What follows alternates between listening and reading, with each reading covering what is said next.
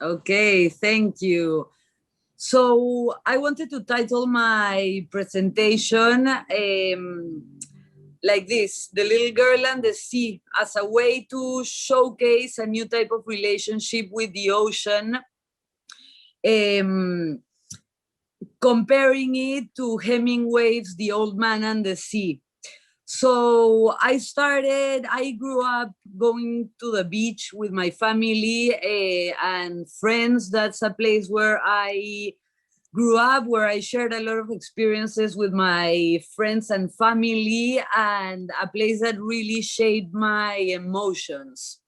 I was born in 1986.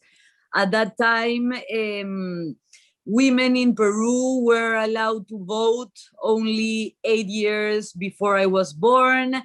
20 years before I was born, the first natural reserve in Peru was created, and it took us 60 years to create our first marine reserve.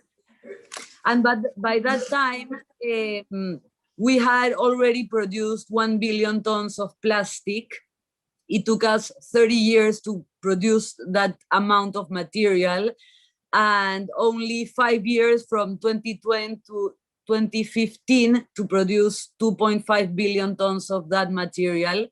So 12 years ago, I started diving, and that really opened my eyes to a new world. And that brought me closer to how humanity was threatening marine ecosystems. And actually, my love for sharks was my door to understanding how human activities were endangering marine biodiversity. So by then, I understood that what I cared most was not actually like making money, but helping other people to live better lives. And I did that by studying philosophy and then dedicating myself to education. So the ocean was always something that I wanted to bring into my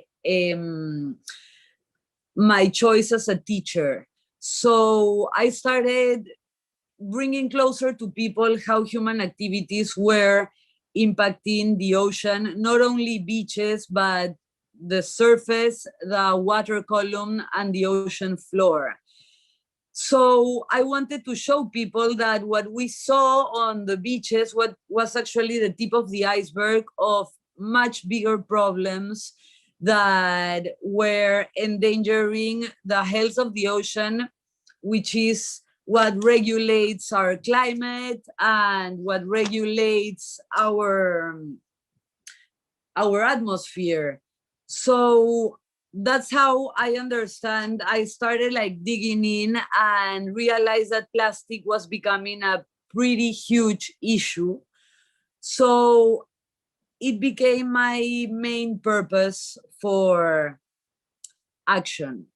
I didn't know exactly what I had to do or how to do it, but I knew that I had to protect the ocean from human impact. So then I realized that I had to start small. I love surfing, I love spending time in the ocean. So I decided that that was going to be how I was going to start working for the ocean and like spreading the word across sports communities at first, which then led me to bringing ocean literacy to places like a jail for women in Peru and also schools. And eventually, this led me to working with fishermen. Because if we don't protect the ocean, we're going to get in really big problems. But the only way to protect it is to get to know the ocean and find ways people to get people closer to the ocean and start loving what lives there. So I got closer to the artisanal fishing here in Peru, which provides millions of jobs, but it's a very difficult industry here in Peru, because people lives in extreme poverty. There are many social and environmental needs around this industry. So I realized that I had to cross a lot of boundaries, social boundaries, which was quite a challenge. But eventually, good relationships with fishermen led me to collect my first 1.5 tons of plastic from artisanal fishing, which now I am recycling. I developed this circular economy model which now led me to design flower pots in order to create a second use for the plastic that I collected from the artisanal fishing. 34 years later, we have produced more than 8 billion tons of plastic, which we need to address. And I am trying to find a very small scale, locally oriented way to target plastic pollution.